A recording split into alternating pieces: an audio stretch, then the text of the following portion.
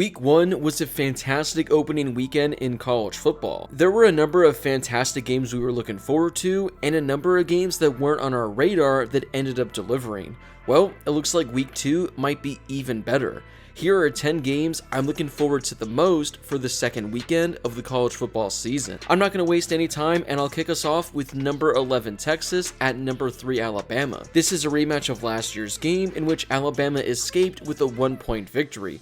Now, this game shifts over to Alabama, where we're going to have quite the matchup on our hands. This will be the first big test for Alabama quarterback Jalen Milroe, who is going to be the starter for the Tide. He was great in his debut last week, but that was Middle Tennessee they were playing. Same thing with Texas, as Quinn Ewers had a decent performance, but the Longhorns did play Rice. This is going to be a massive game for both teams, as there are already going to be playoff implications on the line.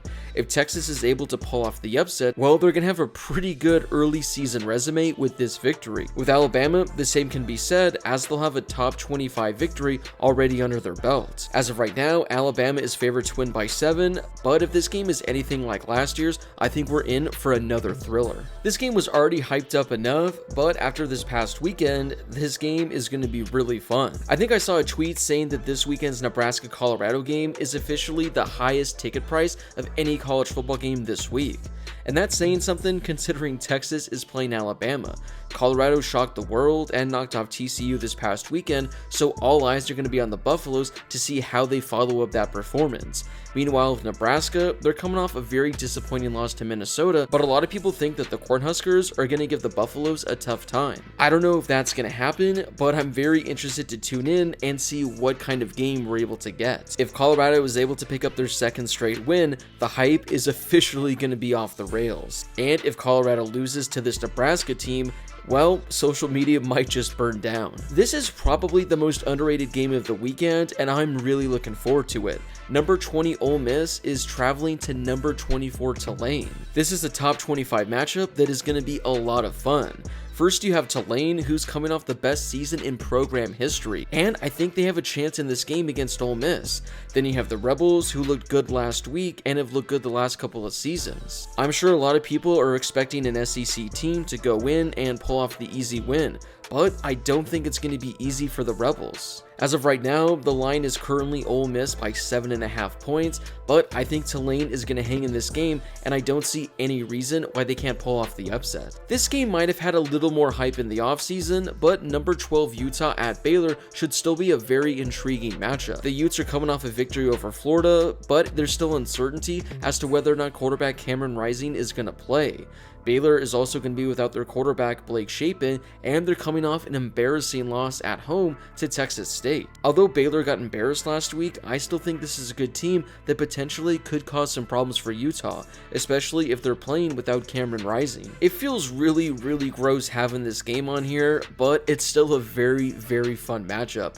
Number 23 Texas A&M is going to travel to take on the Miami Hurricanes. This is a rematch from last year's game, and honestly, I don't really remember anything about last year's contest, so I think that just goes to show what kind of a game that was. Can this year's matchup be more exciting? Well, I sure hope so. Texas A&M is ranked inside the top 25, and they're hoping to bounce back after a disappointing 2022 season. The same could be said for Miami, who was 1-0, but last season was a disappointment for them. At the end of this game, one team is going to be 2-0, and there's going to be a lot of hype surrounding them. And for the other team, they're going to be 1-1, and people are going to be saying, well, looks like another disappointing year for this team. I have a feeling this game is going to be gross and finish with the final score of something like 14-10, so hopefully it delivers and it ends up being like a 45-42 game. One of the best/worst rivalries in all of college football is back this weekend as Iowa travels to take on Iowa State.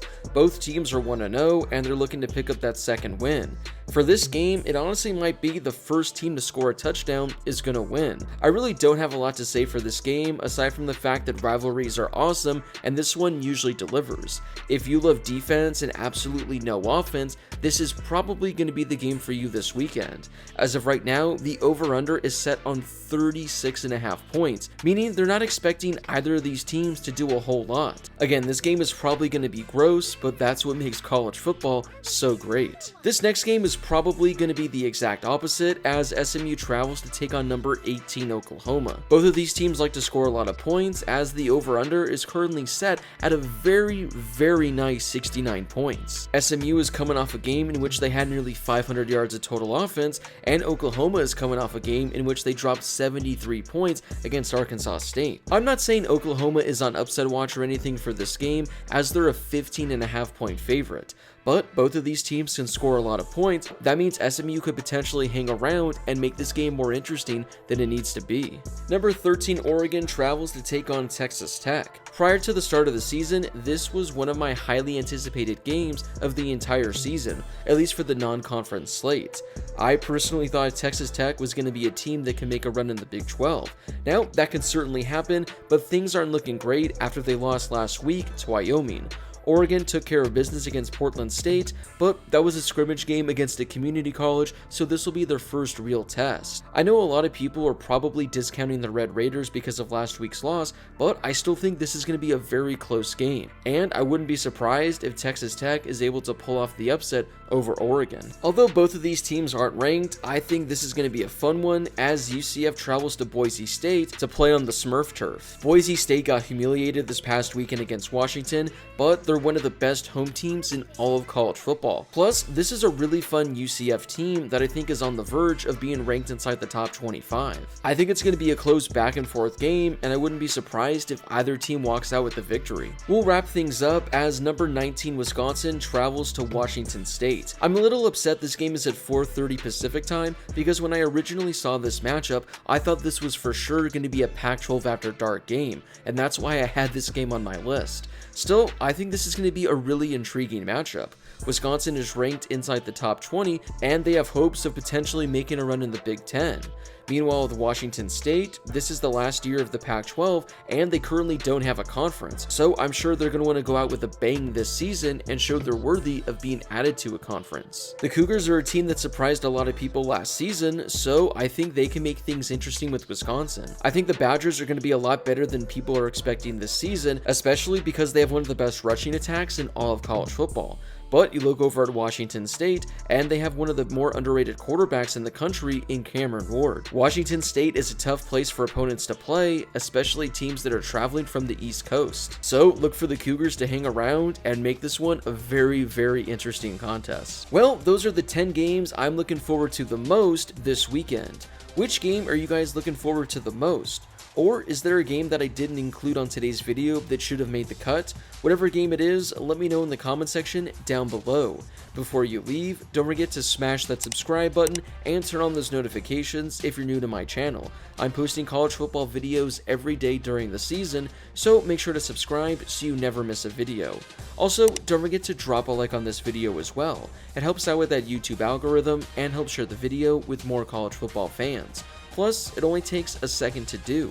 As always, thank you guys so much for watching, and I'll see you all in my next video.